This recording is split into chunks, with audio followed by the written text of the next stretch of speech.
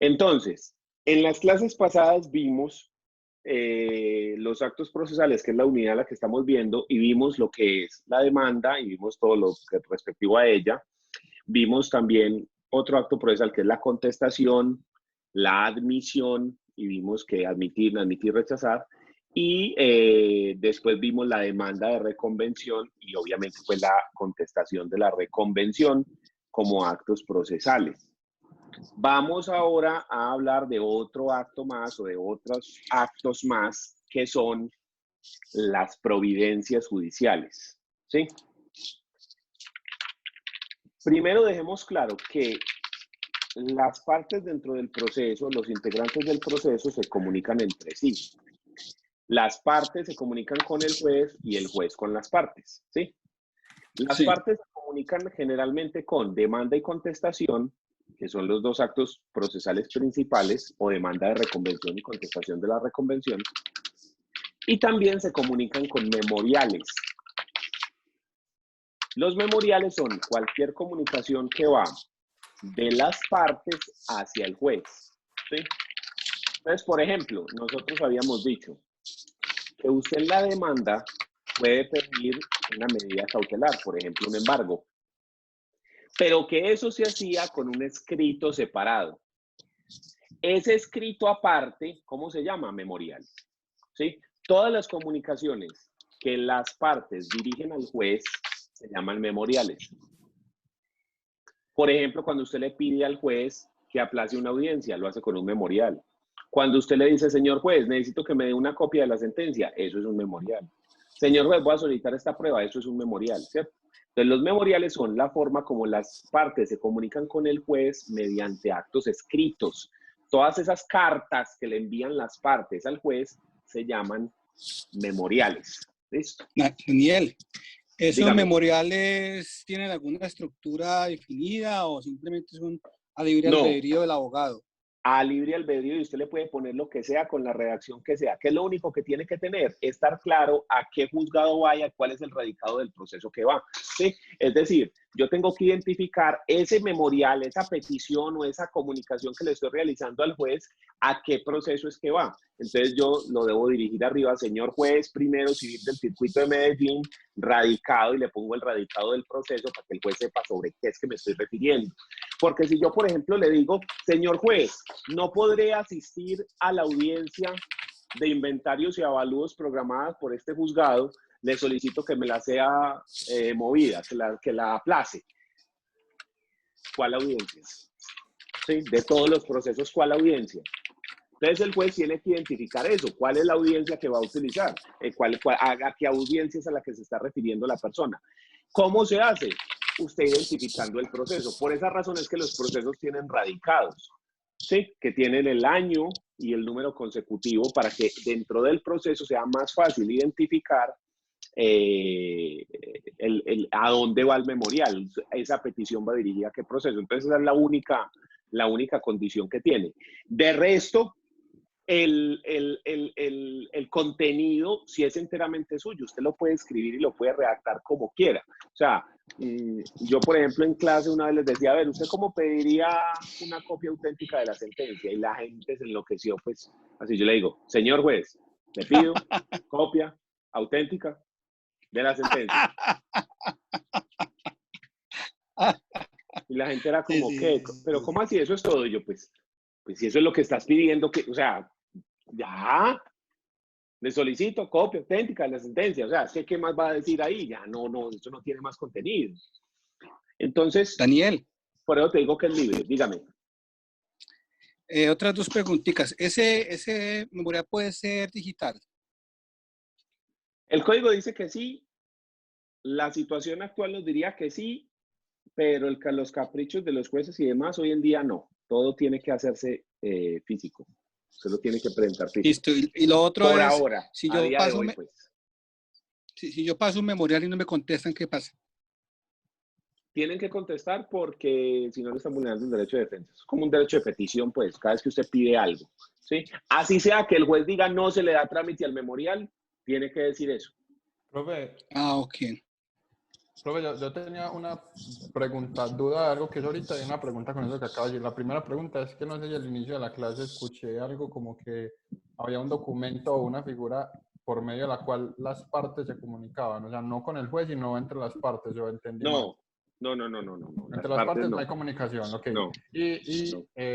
La contestación de sus memoriales tienen un término en específico o funciona igual que con el auto que admite, inadmite o rechaza. Que Tal no cual, o sea, no tienen término. Generalmente se demoran de 15 días a un mes, eso es lo que se demora normalmente, pero no tienen un término establecido. un término razonable, por decirlo así, Sí, sería. sí, un término razonable para contestar, para resolver el asunto, pero la ley de ninguna parte dice, los memoriales tienen que resolverse en tanto, como se ocurre con los derechos de petición, por ejemplo, no lo dice. Listo, profe, gracias. Otra pregunta es, ¿qué temas van en memoriales y qué temas no? Cualquier petición, lo que sea que usted le vaya a decir al juez, de cualquier naturaleza, diferente a la demanda y la contestación, es un memorial. Ok. O sea, lo que sea que usted pueda poner en un escrito dirigido al juez, eso es un memorial. De cualquier naturaleza. ¿Y todo eso va radicado en el proceso o eso va por fuera del archivo?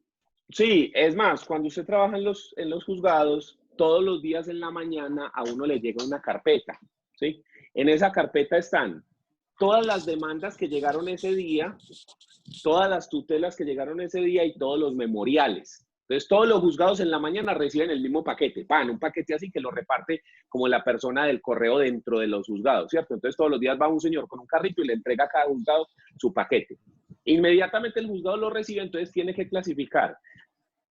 Las demandas se ponen a un lado y se empiezan a radicar, se les da el número consecutivo según el orden de llegada, lo mismo las tutelas. Y los memoriales, hay que coger el paquete con todos los memoriales, con todas las hojas y empezar a buscar los procesos. Sí, entonces dice, esta va para el 19-320, entonces hay que buscar el proceso 2019-320, que usted lo saca, le pone el memorial adentro y lo deja a un lado para que lo tramiten. Esta va para el 2014-618, entonces van a buscar el 2014, lo saca, le pone el memorial y así. Sí, entonces al final queda un morro de carpetas con todos los procesos y los memoriales encima de los que hay que darle trámite. Entonces después se sienta un funcionario y empieza a coger cada uno a darle trámite a esos memoriales. ¿Tiene que ser en tamaño carta o tamaño oficio? Generalmente siempre se maneja tamaño oficio en los juzgados. Siempre se maneja para todo tamaño oficio, pero no tiene, o sea, no hay problema. Si usted lo presenta en tamaño carta, no tiene problema. Pero generalmente todo en los juzgados se maneja en tamaño oficio. Ok, gracias. ¿Sí? Muy bien. Pero también existe la comunicación al revés, es decir, del juez hacia las partes. La comunicación del juez hacia las partes se da por medio de providencias judiciales. ¿O autos? No, diferente. Diferente, eso es una especie de ese género. Las providencias judiciales son todo lo que el juez hace dentro del proceso. Entonces, encontramos que el juez tiene o que hay 3 tipos de providencias judiciales que están en este cuadro. ¿Sí? Tenemos los autos, tenemos las sentencias y tenemos los oficios. Generalmente, si usted busca el término providencias judiciales en internet o en libros, usted siempre va a encontrar estos dos, autos y sentencias. Este último no, este último es de mi autoría, yo lo puse acá. Uy, derechos de autor. Sí, ¿por qué razón? Porque es que usted en la práctica se da cuenta que además de los autos y además de las sentencias, el juez también emite oficios. ¿Sí? Empecemos de abajo hacia arriba. Vamos a ver primero este de los oficios. Empecemos por este. Entonces, empecemos por el oficio para salir de ese de una vez. Y ya después sí cogemos los otros. ¿Sí? Esa es jurisprudencia loperiana. Exactamente. ¿Qué son los oficios? Son las comunicaciones o las decisiones que van dirigidas del juez hacia terceros que no son parte dentro del proceso.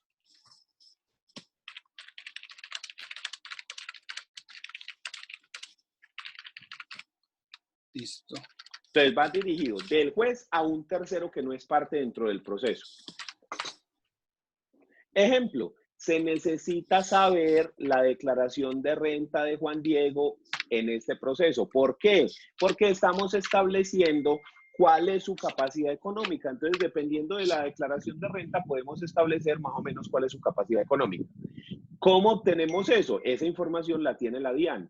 Entonces, el juez emite una orden donde dice, señores DIAN, solicito que me rindan un informe acerca de las últimas 3 declaraciones de renta del señor Juan Diego.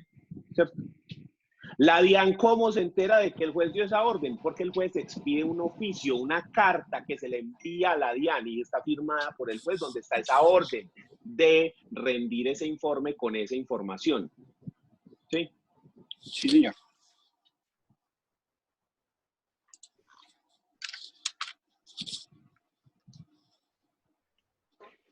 ¿Cuándo más se utiliza? Por ejemplo, cuando usted va a embargar una propiedad.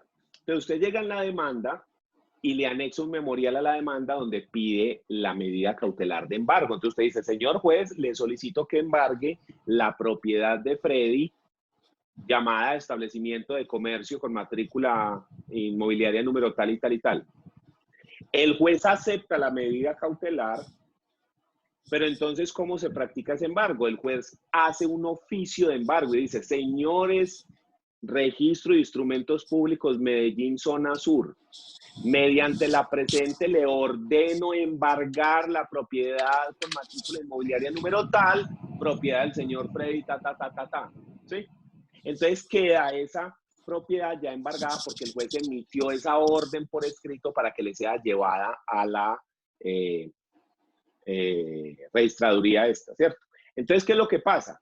Siempre que el juez está comunicando por fuera, que da una orden, que pide una prueba, que cualquier comunicación hacia afuera del proceso se da por medio de un oficio, ¿sí? El juez expide el oficio, que es la orden, la carta, donde dice, haga esto, le solicito esto, mire qué pasa, en fin. Profe. Dígame. Profe, ese oficio que emite el juez, sí. ¿Lo direcciona la oficina, el juzgado, o se lo entrega al demandante para que lo haga llegar a la entidad requerida? El oficio lo hace el juez y lo deja ahí. Muy pocos oficios el juez los envía automáticamente el mismo juzgado. Generalmente el interesado es quien tiene que ir al juzgado, reclamar el oficio y llevarlo a casi todos, el 90%, ¿sí? Claro. Existen pocos que son los que el juzgado hace. Por ejemplo, cuando el juez hace un despacho comisorio que comisiona a un juzgado para que ese juzgado haga la inspección, una diligencia, sí. Entonces, cuando el juzgado hace el despacho comisorio mediante un oficio, señor juzgado tal, le solicito que haga tal diligencia, eso usted lo tiene que hacer y usted tiene que enviarle al juzgado por correo ese despacho comisorio.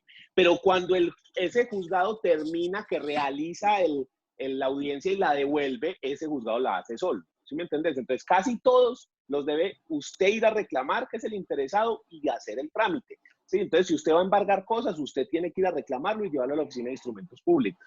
¿Sí? Algunos pocos sí se hacen de manera interna. Daniel. Pero casi siempre es el interesado. Dígame. En esto de los oficios y lo que usted está hablando, ¿el juez tiene poderes omnímodos? ¿O hay algún límite? No, pues el límite es el derecho. Ya. Pero también es muy amplio, porque, por ejemplo, ¿qué se puede hacer mediante oficios? La petición de pruebas. Y el Código General del Proceso dice que el juez podrá pedir pruebas de oficio para solventar, digamos, las dudas que tenga frente a un proceso. ¿Cuáles pruebas de oficio puede pedir? Las que considere necesarias. Entonces, mire que prácticamente usted le está diciendo al juez, usted puede pedir lo que le dé la gana como prueba. ¿Sí? Entonces, mira que ahí es muy amplio.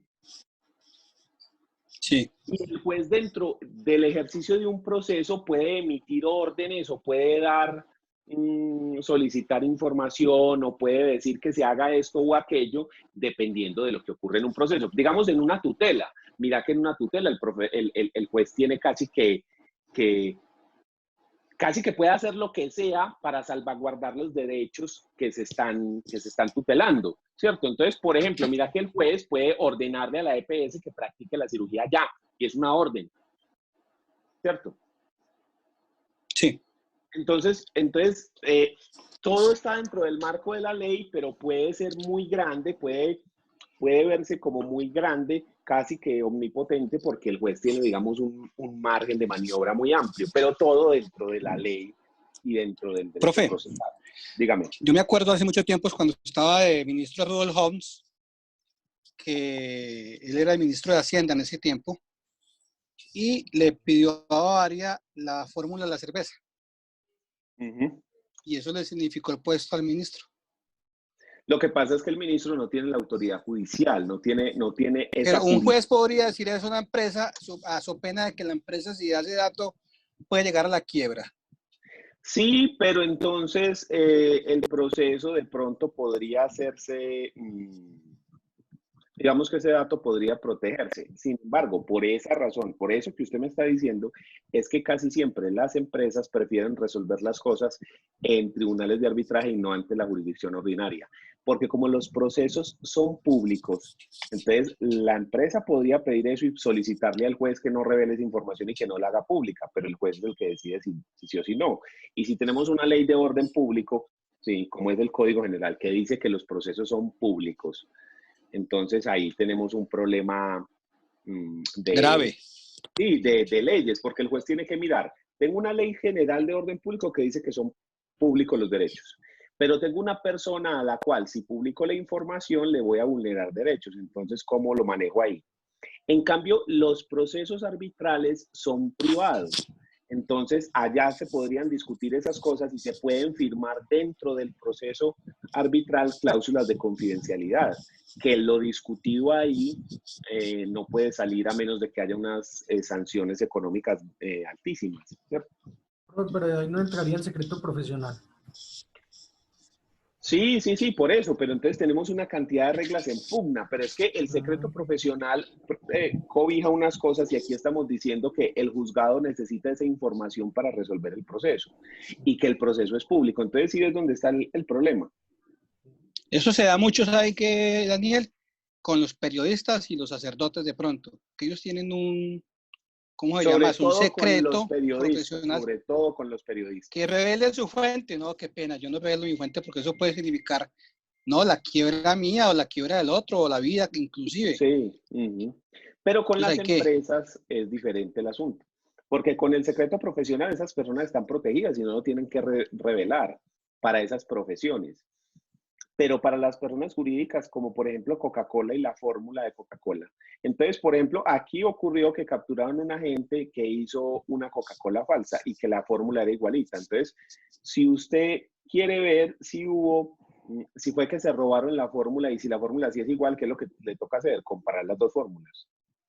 Pero entonces, entonces sí ves el problema al que llegamos. Sí, pero ese es un tema probatorio. Exactamente, entonces ahí es donde está el asunto. Bueno, muy bien, entonces ya sabemos qué son los oficios. Profe, pasemos, dígame. Qué pena antes de que termine el tema, hago una pregunta. ¿Los oficios comisorios e independientes si van a un mismo juzgado o a la inspección de policía o a la comisaría, tienen tiempo de respuesta o es también esa libre decisión del comisionado?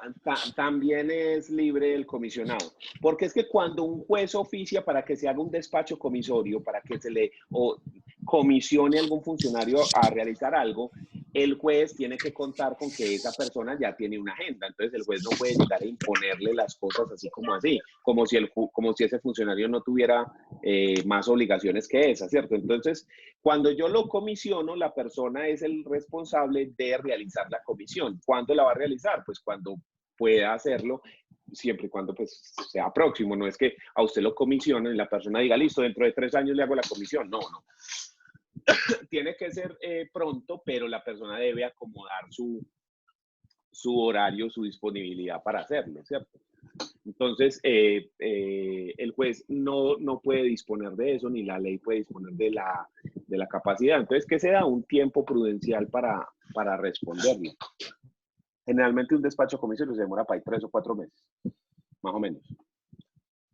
Puede demorarse más, 6 meses, 1 año, pero más de ahí no se demora, porque más de 6 meses es difícil que se demore, por lo que te digo, porque entonces no podemos suspender todo pues esperando a que esta persona tenga un espacio dentro de 3 años para resolverlo, ¿ya? Sigamos entonces, miremos los autos, empecemos ahora sí en orden. Los autos, acá arriba. Los autos los podemos definir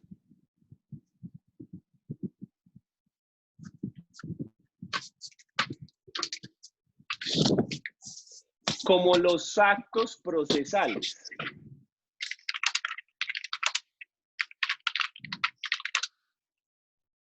o las providencias en las que el juez toma decisiones diferentes a la sentencia.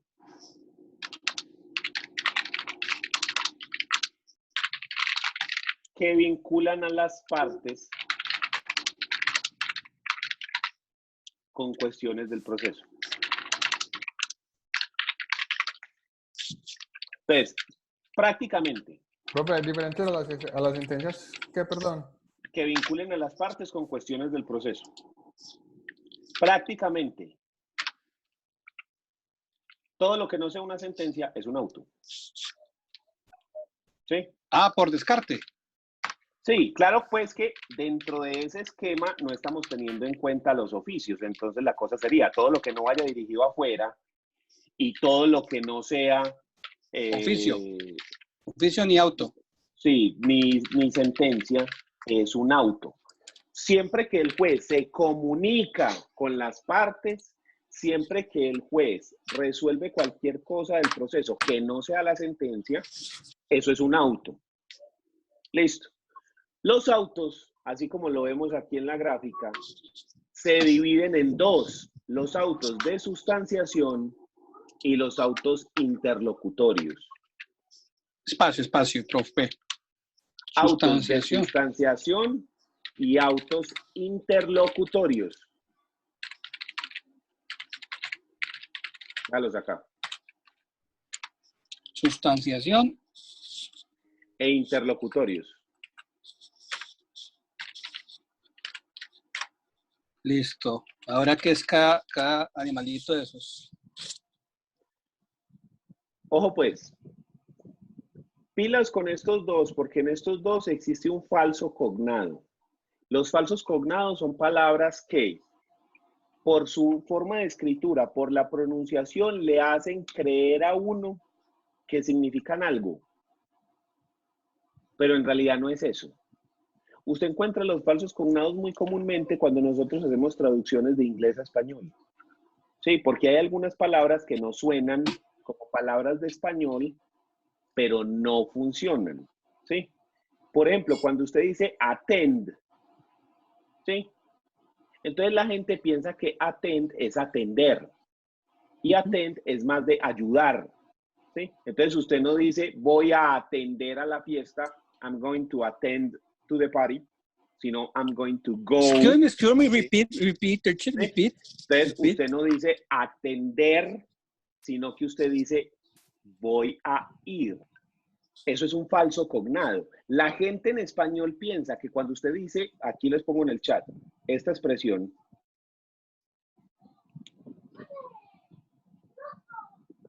esa expresión la gente piensa que es voy a ir. Y eso significa es ayudar a alguien. ¿Sí? Eso es un falso cognado, porque la gente piensa que atende es atender.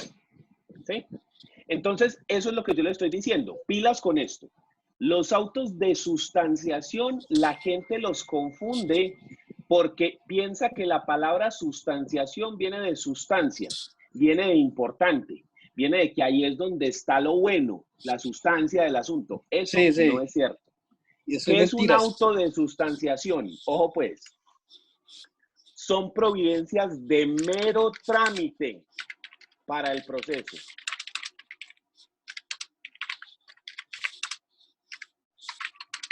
No contienen decisiones de fondo.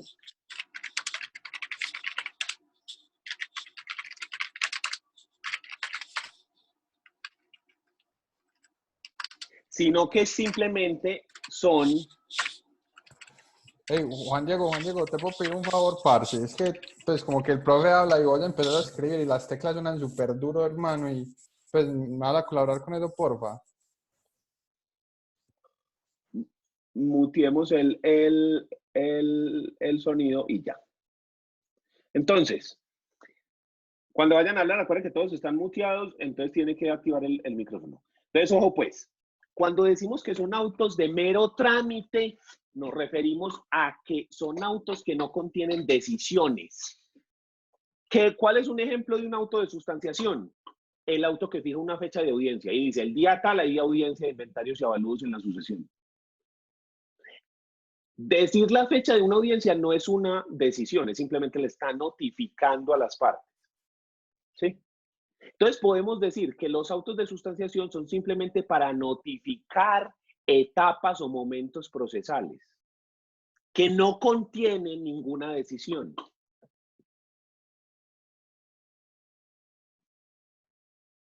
Lo contrario serían los autos interlocutorios. Entonces vamos con el auto interlocutorio. Dejen espacio. Usted está copiando en papel, deje un espaciecito porque enseguida vamos a mencionar diferencias entre uno y el otro. Porque lo primero que quiero hacer es definir los dos para que quede bien claro qué son las dos cosas y luego vamos a poner cositas entre la mitad. Listo, entonces un auto interlocutorio. Son providencias con las cuales el juez resuelve cuestiones procesales.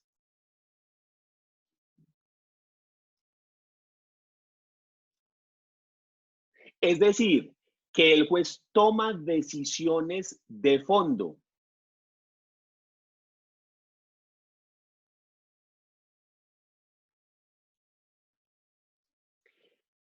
Que si bien no son materia de la sentencia,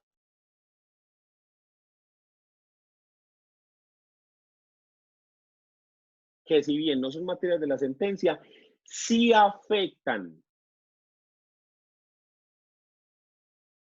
o pueden afectar los derechos de las partes.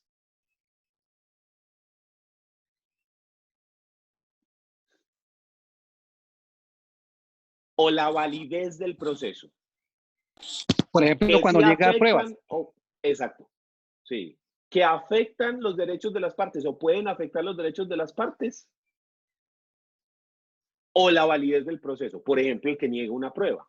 ¿Por qué razón? Porque si un auto niega una prueba, eso equivale a negar el derecho de defensa y a negar el debido proceso. Si usted lee el artículo 29 de la Constitución, en un apartado dice, se tiene derecho a pedir pruebas y a controvertir las allegadas en su contra. Entonces, si yo le niego a usted la prueba, le rechazo una prueba, le estoy vulnerando el derecho de defensa. Entonces, para hacer esa vulneración al derecho de defensa, tengo que motivar esa decisión, ¿sí? Así como cuando el juez penal vulnera el derecho a la libertad que tienen las personas y lo mete a la cárcel. Para poder hacer eso, eso tiene que estar sustentado, motivado por unas leyes, etcétera, etcétera. Entonces, ¿qué ocurre? Los autos interlocutorios, como contienen decisiones que pueden afectar derechos o la validez misma del proceso, requieren motivación. ¿Sí? Utilizando el principio de motivación del derecho procesal que dice que todas las decisiones tienen que estar debidamente motivadas, entonces los autos interlocutorios requieren motivación. Primera diferencia con los autos de sustanciación. Los de sustanciación, como es una mera notificación, no requieren nada de motivación. En un auto que fije una fecha, simplemente se puede limitar a decir, el día tal se fija fecha, ya, y nada más, no decir nada más. ¿Sí? En cambio, el auto que rechaza una prueba tiene que decir, se rechaza esta prueba toda vez que ella resulte inconducente. Inconducente porque la norma tal dice tal cosa y entonces esta prueba y entonces no es idónea por esto y esto y esto y esto, por lo tanto se rechaza. ¿Sí? Entonces, lo primero es que no necesitan motivación los de sustanciación y sí necesitan motivación los autos interlocutorios. Esa es la primera característica que va a diferenciar a los dos. ¿Listo? La segunda característica es que, como estas decisiones lo dijimos ahorita, pueden vulnerar los derechos de las personas e incluso la validez del proceso, los autos interlocutorios son susceptibles de recurso, ¿sí? Porque si a mí me dicen que no puedo practicar la prueba, ya les había dicho, eso genera una vulneración al debido proceso y demás, Entonces yo tengo derecho a solicitar recursos en contra de esa decisión. En cambio, en los autos interlocutorios no proceden recursos porque es que no hay ninguna decisión. Simplemente se está notificando que algo pasó. Simplemente se está marcando una etapa procesal y decir, se acabó la etapa probatoria. Pues sí, pero eso no tiene ninguna decisión. Simplemente marca un punto dentro del proceso. Daniel, yo he escuchado una vez que cuando en esos autos de sustanciación hacen una fijación de una audiencia y uno tiene otra audiencia la misma día, la misma fecha, todo, que eso no era óbice para uno darse de alta, ¿verdad? Sí, porque, o sea, lo que se ha dicho es que si usted tiene otra audiencia, usted puede sustituir el poder. Eso es lo que se ha dicho, aunque yo estoy en contra de eso. ¿Sí? Pero sí se ha dicho eso, de que si usted tiene una audiencia programada con anterioridad, usted, digamos que no está en el derecho para que le fijen otra audiencia, pero casi todos los jueces, casi todos, prefieren más bien fijar otra fecha de audiencia. ¿Sí? Pero digamos que esa decisión es bastante polémica, porque si bien usted puede sustituir el poder, eso uno también lo podría, de cierta forma, argumentándolo muy bien, decir que es ponerle un límite a la defensa efectiva y un límite a la prestación de justicia. ¿Sí? Entonces eso puede ser más complejo, pero sí se ha dicho. Entonces, ojo pues, como contienen decisiones, se pueden pedir recursos. Contra los de sustanciación, no. ¿Cuáles recursos proceden contra los autos de sustanciación? ¿Cuáles recursos proceden contra los autos interlocutorios? Ojo, reposición, apelación, queja y súplica. Esos 4 recursos podrían llegarse a interponer en autos interlocutorios. Reposición, apelación, queja y súplica. No siempre proceden todos, no siempre se pueden proponer, pero digamos que se puede llegar a dar que se puedan pedir alguno de esos 4 recursos. El tema que sigue después de este son los recursos, entonces no se preocupe mucho porque en el tema que sigue vamos a explicar cada uno de conformidad. Por ahora vamos a referirnos únicamente al de apelación. No todos los autos interlocutorios son apelables, es decir, yo puedo solicitar apelación a autos interlocutorios, pero no todos son apelables. Para yo identificar si un auto es apelable o no, tengo que recurrir al código. Dígame. Pues quería hacer como la claridad. ¿Vamos a hablar de la figura del recurso en general o del recurso respecto al auto interlocutorio? Del recurso respecto del auto. Listo, profe, gracias. ¿Sí? Entonces, para usted saber si se puede o no se puede apelar un determinado auto interlocutorio, tenemos que ir al Código General del Proceso, específicamente al artículo 321. El artículo 321, véalo acá, dice lo siguiente: son apelables las sentencias de primera instancia, salvo las que se dicten en equidad. Esto no nos importa porque no estamos hablando de sentencias, ¿sí? También son apelables los autos proferidos en primera instancia. Entonces aquí tenemos un punto. Para que un auto interlocutorio sea apelable, tiene que ser proferido en primera instancia. Los autos interlocutorios dados en única instancia y en segunda instancia no son apelables. ¿Sí? Entonces, la primera regla sería que los autos que son apelables solamente se dictan en primera instancia. Ni en segunda ni en única. ¿Listo? Que es la primera regla que nos trae el Código General, artículo 321. Además de eso, nos hace una lista taxativa de cuáles son los autos que son apelables. Quiere decir que si el auto no está en esta lista, no es apelable. Podríamos decir que la regla general es que los autos interlocutorios no son apelables y que solo los que están en el 321 o en norma especial sí lo son, ¿cierto? ¿Cuáles son? Revisémoslos. El auto que rechaza la demanda, su reforma o la contestación o cualquiera de ellas. Porque el rechazo de la demanda, que es el auto mediante el cual usted ejerce el derecho de acción, mediante el cual usted solicita la participación del Estado en un proceso, pues es muy importante. Ahí está el derecho de defensa, ahí está todo. Entonces eso no se puede rechazar así tan fácil. Entonces hay unas causales específicas de rechazo y ese auto tiene que hacerse conforme a esas causales, ¿cierto? Entonces ese es el primero. Segundo, el que niegue la intervención de sucesores procesales o de terceros, ¿sí? Para esto, y entender qué significa, había que haber puesto bolas en la clase de instituciones procesales o teoría anal del proceso, donde se habló de cuáles son los sujetos del proceso. Uno de los sujetos del proceso son los terceros intervinientes, ¿sí? Y dentro de esos terceros intervinientes tenemos la sucesión procesal. ¿Qué es esto? Se está desarrollando un proceso, ¿cierto? Pedro contra Juan. Y resulta que a mitad del proceso se muere Pedro o se muere Juan, cualquiera de los dos. Si fuera un proceso penal y se muere el acusado, se acabó el proceso, ¿sí? Porque la responsabilidad penal es personalísima, entonces muere con la persona. Pero en los procesos civiles no pasa eso. Si se muere Pedro o se muere Juan, el proceso puede seguir, pero con los herederos de esa persona, los herederos de Juan, lo entran a reemplazar a él como parte. Eso se llama sucesión procesal, que ya no se demanda a Juan, sino que se demanda a los herederos de Juan. Los herederos entran a reemplazarlo dentro del proceso, ¿cierto? Entonces, si el juez rechaza esa intervención de sucesores procesales, pues entonces es como decir, no, ya la demanda no se puede hacer contra este. Entonces, por esa razón, se puede hacer apelable ese auto que niega esa intervención de sucesores procesales o de terceros. Aquí estamos hablando de todos los otros terceros, el tercero interviniente de oficio, ¿sí? El que el juez llama porque el juez nota que entre las dos personas puede haber colusión o fraude, entonces llama a un tercero, se llama tercero de oficio o tercero ex oficio.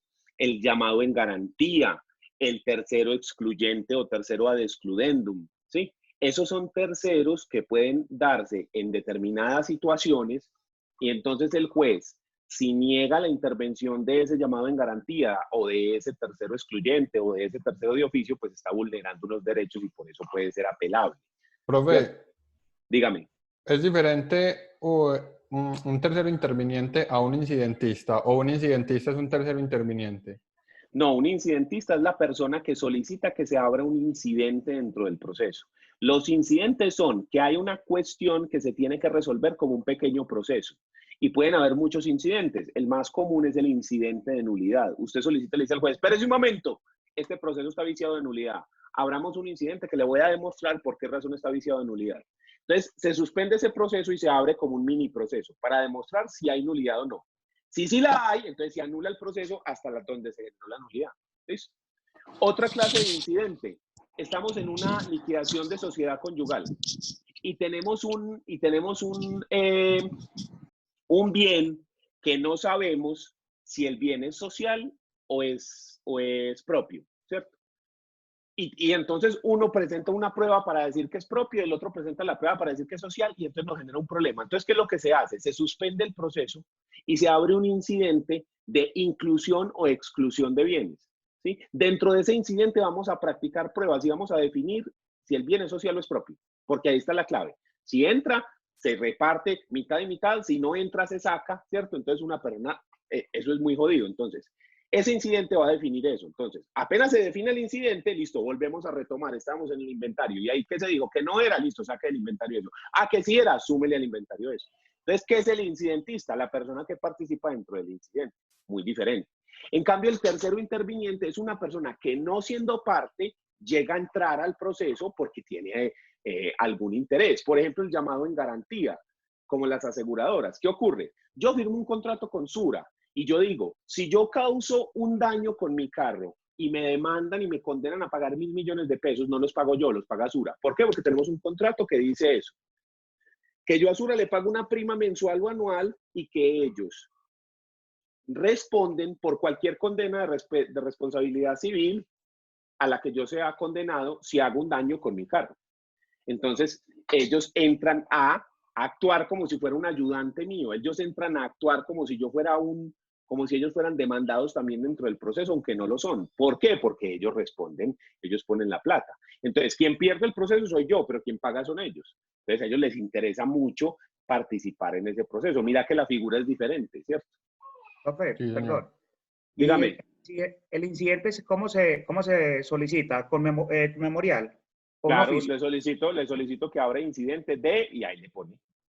Con memorial aparte. Ah, listo. Sí, Profe, también literalmente usted existe, puede decirle, le solicito que abra el incidente de nulidad y ya. Sí, se abre. Daniel, Dígame. existe incidente de desacato. No, como, sí. Pero como incidente. No, Escuché que en yo un sepa, proceso no. una vez algo así. Pues no sé, no estoy muy seguro. Es que como el desacato es una figura que estás como con el derecho penal, ¿sí? Entonces no te sé decir muy bien si eso está como, o sea, yo nunca lo he visto como incidente, no lo he visto, ¿sí? Como que a la persona se le condene y se le denuncie por desacato de providencia judicial, sí lo he visto, pero aparte, como denuncia de delito, Como de la ¿sí? tutela también, pues como relacionado a la tutela. Sí, es que el desacato es el mismo, es decir, tenemos una providencia judicial, auto o sentencia, porque es desacato de providencia judicial, ¿sí? Que dice, usted tiene que hacer tal cosa y no la hace, entonces usted está vulnerando una orden judicial. Entonces, el delito es no obedecer una orden judicial. Entonces, la verdad, no sé, o sea, ahí sí toca preguntarle más fácil de pronto a un penalista, porque yo no lo he visto en civil y dentro del código no lo veo. Entonces, no sé si de pronto eso tenga una norma especial. Yo lo he visto, como te digo, como proceso penal. O sea, que a la persona se le denuncia penalmente por desacato de, y entonces que lo condenan a multa o a incluso arresto y así. A esa gente de las Ok, EPS cada rato los meten 2, 3, 4, 5, 8 días a la cárcel por no obedecer una tutela. Cada ok, rato. ok. Bueno, entonces sigamos. Sigamos revisando la lista, que estábamos revisando la lista de los autos que son apelables. El que niega totalmente el mandamiento de pago y el que rechace de plano las excepciones de mérito del proceso ejecutivo. Básicamente es lo mismo que arriba, el que rechace la demanda, porque el mandamiento de pago es el auto admisorio de la demanda ejecutiva, ¿cierto? El que rechace de plano un incidente y el que lo resuelva, ya lo estábamos diciendo ahorita que era un incidente y cómo se da. El que niegue el trámite de una nulidad procesal y el que la resuelva, ¿sí? El que por cualquier causa le ponga fin al proceso, porque hay autos que ponen fin al proceso, como por ejemplo el desistimiento tácito. Si el proceso depende de la actuación de una de las partes para continuar, ejemplo, vamos a hacer un proceso de prescripción adquisitiva de dominio. A usted le admiten la demanda, pero el juez le dice, listo, ok, entonces usted tiene que poner, según el Código General, una valla que tiene unas medidas especiales donde dice, este bien es objeto de un proceso de pertenencia del juzgado, ¿sí? Para que si alguien lo ve y tiene algún interés en el bien, se presente. Esos carteles amarillos gigantes. Exactamente. Si usted no pone ese cartel, el proceso no puede seguir. Entonces, la cosa es que a usted le dan 3 meses. En los 3 meses usted no lo pone, entonces el juez saca saca un auto, en este caso de sustanciación, donde dice, se le recuerda al señor Andrés que en 30 días, si no ha cumplido con lo que se le dijo antes, eso generará la sanción que es el desistimiento tácito.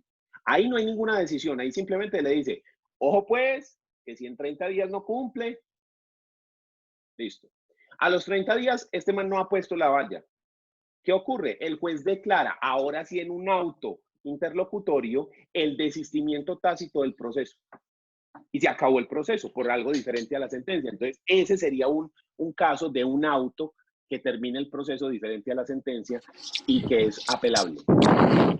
Daniel, Dígame. ¿qué pasa si en esa terminación tácita del proceso hubo la terminación porque el juez ordenó algo, digamos, Sí. que tenía que ver con un derecho fundamental mío y terminó el proceso? yo puedo Sí. mediante tutela que le ordenen al juez que lo abra. Sí, siempre y cuando el juez haya vulnerado las leyes, pero si el juez tomó la decisión del desistimiento tácito, bien, en ley, sí, haciendo las cosas como era, le dio el término, luego después le avisó, le dio 30 días, si usted a pesar de eso no hizo nada, ahí no hay tutía que valga. Ok. Sí, ahí sí, como dicen, apelación a los infiernos. Sigamos. El que resuelve sobre una medida cautelar o fije el monto de la caución para decretarla, impedirla o levantarla. Sí, los que fijen medidas cautelares, que ese también lo vemos en el próximo tema. Y el que resuelva sobre la oposición a la entrega de bienes y el que la rechace de plano. Esos autos, los que están en esa lista, son los que son apelables. Cualquier otro auto no es apelable. ¿Ya? Para que sea apelable, tiene que haber norma expresa que diga, ese auto es apelable. Entonces, ¿qué pasa? Le procede el recurso de reposición. Todos los autos interlocutorios, ahora sí, todos son susceptibles de reposición. Todos, absolutamente todos. Pero apelación solamente los que están en el 321. ¿Ves? Y los otros que deja y súplica los vemos cuando veamos esos recursos. Dígame. No, sino que pues me parece como curioso que hubiésemos hecho, pues cuando habíamos hecho la aclaración de que se podía decir que por regla general esos autos interlocutorios no eran procedentes a la apelación, pero pues mire que realmente proceden en muchos, o sea que eso me lleva a pensar que hay cualquier cantidad de autos interlocutorios. Siempre que un juez decida algo de fondo que afecte los derechos de las partes o afecte el proceso, es un auto interlocutorio. Entonces, ¿cuántos hay? No, pues, imagínate, o sea... Sí, es una cosa inconmensurable. Sí, o sea, son N.000, ¿cierto? Lo que pasa es que dentro de los procesos normales casi siempre se dan los mismos autos y son más bien pocos, ¿sí? Entonces, el mandamiento ejecutivo o el auto que admite la demanda, el que la inadmite, ¿sí? Esos son los autos normales que se dan.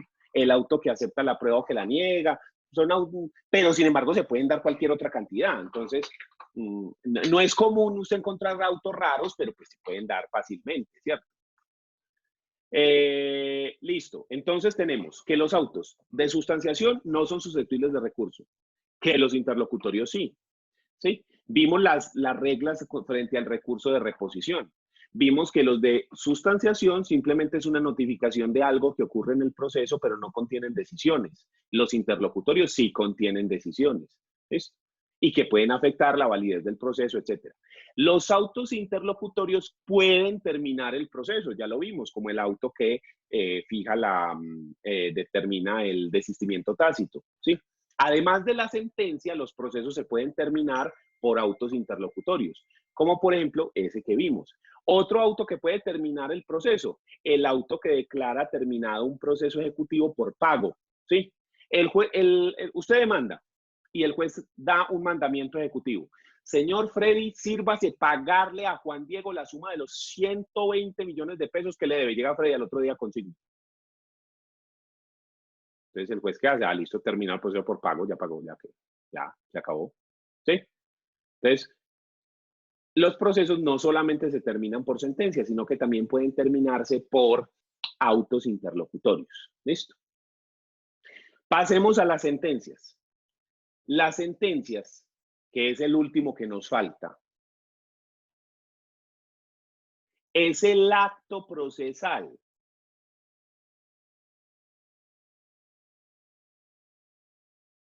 que normalmente pone fin al proceso, porque normalmente ya vimos, ¿cierto? Es el acto procesal que normalmente pone fin al proceso.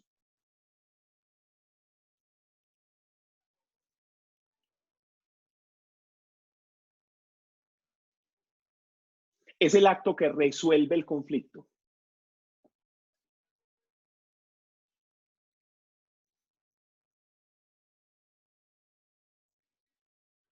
Y puede ser dictado por un juez unipersonal o por jueces pluripersonales. Dígame eso. Los jueces unipersonales son los jueces municipales y los jueces de circuito, que es una sola persona, que es uno solo el que dice, esto es así, ¿sí? Se condena, se declara esto, se dice aquello. Una sola persona que toma la decisión. Los jueces pluripersonales son los jueces que están conformados por varios magistrados, ¿sí? O sea, los colegiados. Los jueces colegiados, que son los tribunales y las cortes. Ahí las decisiones no se toman como en los primeros, que es un man diciendo, esto es así, según lo que él considera. No, ahí las decisiones se toman democráticamente. ¿De qué forma?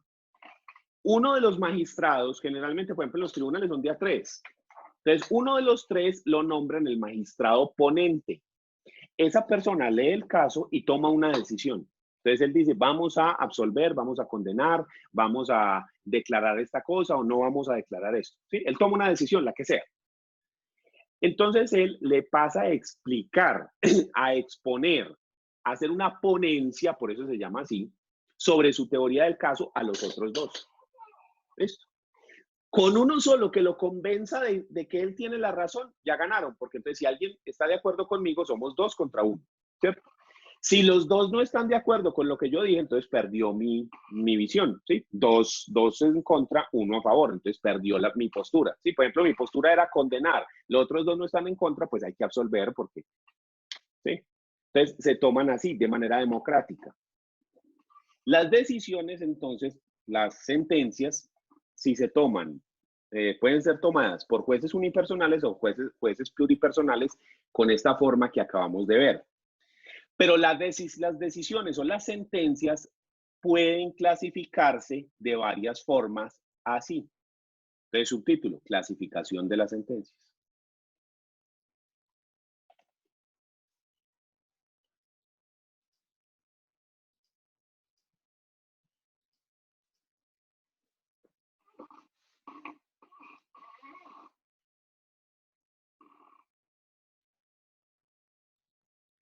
Entonces vamos a clasificarlo así. El primer tipo o la primera clase de sentencias las vamos a llamar, primero hagamos un paréntesis. En derecho penal, que no es lo que nos concierne a nosotros, existen 2 tipos de sentencias. Las condenatorias, que son aquellas que condenan al acusado o al imputado, y las absolutorias, que son en las cuales se levanta la acusación en la que se dice que la persona es inocente. Entonces, el término sentencia absolutoria, digamos que es único del derecho penal. Y cuando hablamos de sentencia condenatoria, en la cual se le impone una condena que es una pena privativa de la libertad, son únicamente del penal, ¿sí? Dentro del derecho civil también puede haber sentencias condenatorias, pero nunca dentro del civil se pueden imponer sentencias privativas de la libertad. Entonces, cuando pensamos en la sentencia condenatoria a pena privativa, eso es exclusivo del derecho penal. O también cuando hablamos de sentencias absolutorias, eso también es propio del derecho penal. ¿Listo? Entonces, ahora sí metámonos con la que nos interesan a nosotros. Primero, las sentencias constitutivas.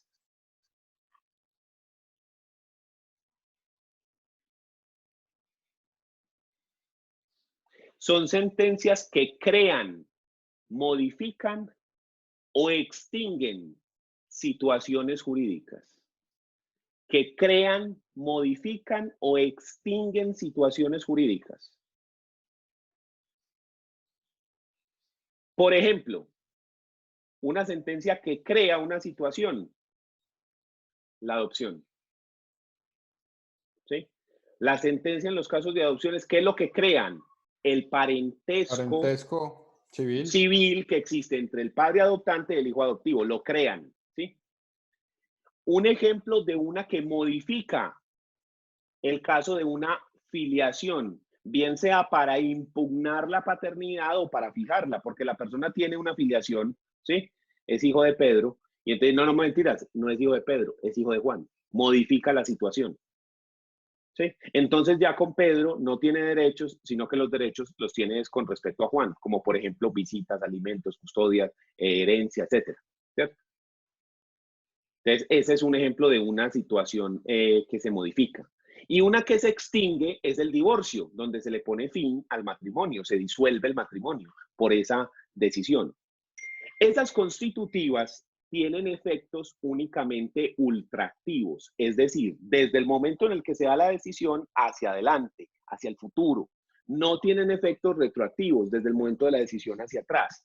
No hay. Solamente hay desde la decisión hacia adelante. Es decir, la situación que se modifica, la situación que se crea o la situación que se extingue desde el momento en el que se da la sentencia hacia el futuro. Por eso llamamos efecto ultraactivo. ¿Sí? Porque la situación queda modificada, extinguida o creada desde la sentencia hacia adelante, no hacia atrás. ¿Listo? Segundo tipo de sentencias son las sentencias declarativas.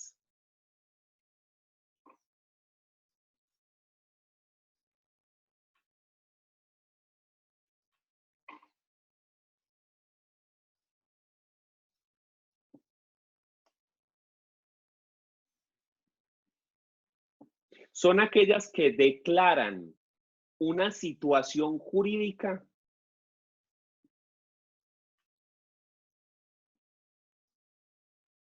que existía antes del proceso.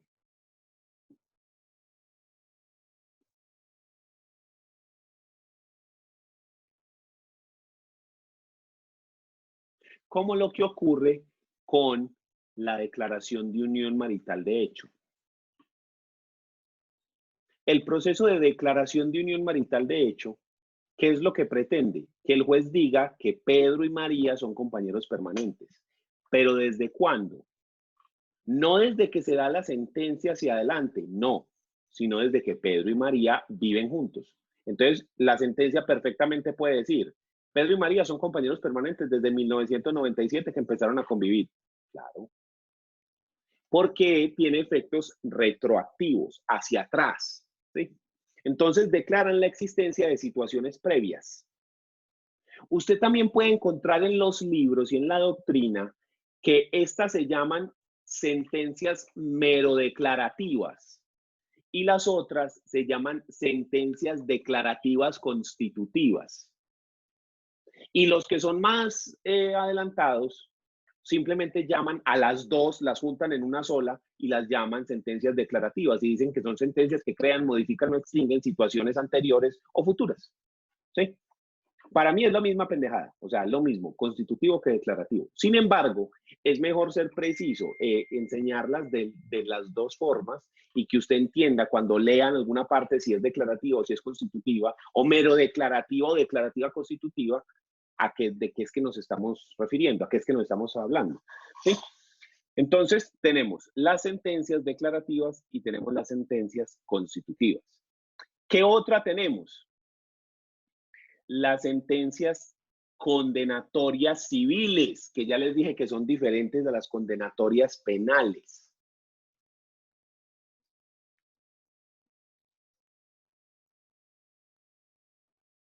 Profe, es cierto que no hay ningún, pues no se maneja como un esquema de exclusión entre ellas, pues como si es esta, no puede ser esta y No. Es que es más, párele bola a lo que viene. Las condenatorias civiles dependen de que exista una declaración de culpabilidad previa.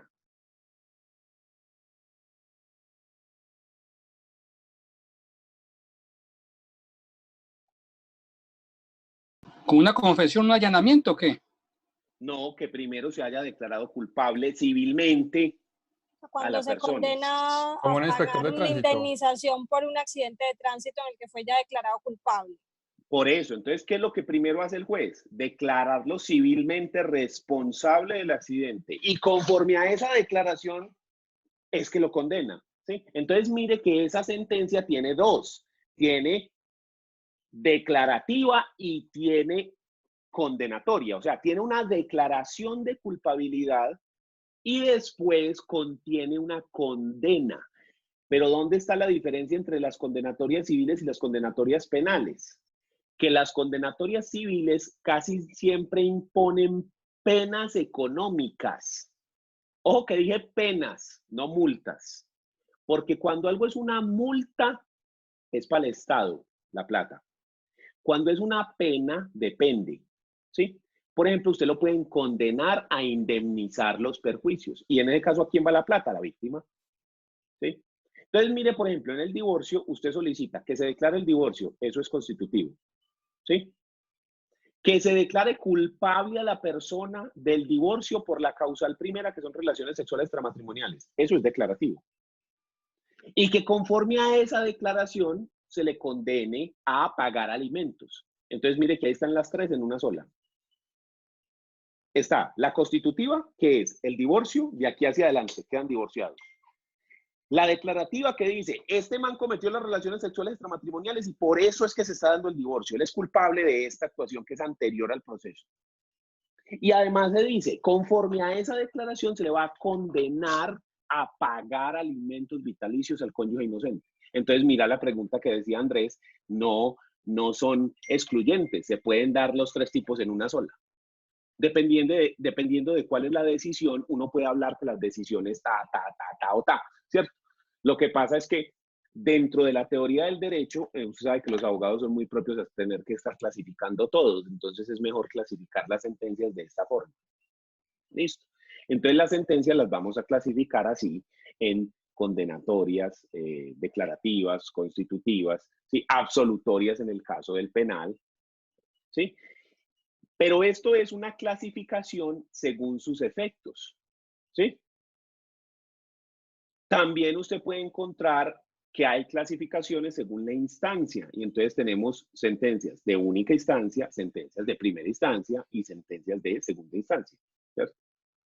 Esa sería según la instancia en la que son proferidas, de primera, de única o de segunda. Entonces, dependiendo de cómo las quiero yo organizar, si es por los efectos, si es por el momento en el que se producen, ¿sí? Sentencias de jueces unipersonales o de sentencias de jueces colegiados, yo las puedo ir clasificando en diferentes grupos, ¿cierto? Entonces, estas son las más importantes, que son sentencias de única instancia, en cuyo caso no hay apelación, ¿cierto? Simplemente se da la decisión y ya. La sentencia de primera instancia, que tiene apelación, y la sentencia de segunda instancia que no tiene apelación, pero esa podría tener recurso de casación, la sentencia de segunda instancia. Podría, porque cuando empecemos el siguiente tema, que son los recursos, y nos metamos a ver la casación, se van a dar cuenta que la casación es muchísimo más grande y muchísimo más compleja de lo que uno piensa. Y las personas tienden a pensar que todos los procesos tienen casación y eso no es cierto. Muy poquiticos tienen casación. Claro, la de 1000 salarios mínimos. Pero además de eso, eso es lo de menos. Las causales por las cuales se da casación son muy jodidas, ¿sí? Y para usted acceder a casación es muy jodido. Entonces, de un 100% de sentencias, yo le estoy seguro que menos del 10% son susceptibles de casación. Profe, qué pena, Es muy poquito. esa clasificación de sentencias pues, de única instancia, de primera y segunda, es una clasificación según el momento en que se dan. Sí, según la instancia o momento procesal en el que se profieren, ¿cierto? Sí, porque si es de única instancia, pues ahí no hay más momentos que ese, es ese proceso y ya. ¿Sí? En cambio, si es un proceso de dos instancias, tenemos sentencia de primera y sentencia de segunda. Tenemos dos sentencias en ese proceso, o sea, la sentencia de primera instancia y la sentencia de segunda instancia, ¿cierto? Entonces es importante diferenciarlas porque no es lo mismo. Frente a la sentencia de primera instancia procede el recurso de apelación, frente a la sentencia de segunda instancia no procede. Y frente a ninguna sentencia, ojo pues, póngalo ahí como nota subrayada, frente a ninguna sentencia procede el recurso de reposición, ninguna. El recurso de reposición es exclusivo de los autos. En cambio, el recurso de apelación sí se da para autos y para sentencias. No todos los autos, no todas las sentencias. ¿Listo? Pero lo que es reposición es exclusivo. Ninguna sentencia se puede reponer. Eso es como un insulto al juez, ¿no? Sí, no. Más que insulto al juez, eso es como que, vea, esta bestia ya meto las patas. ¿Cómo va a decir que reposición? Esto sí es un animal. ¿No? Sí, o sea, queda uno como un zapato cuando uno pide reposición de sentencias.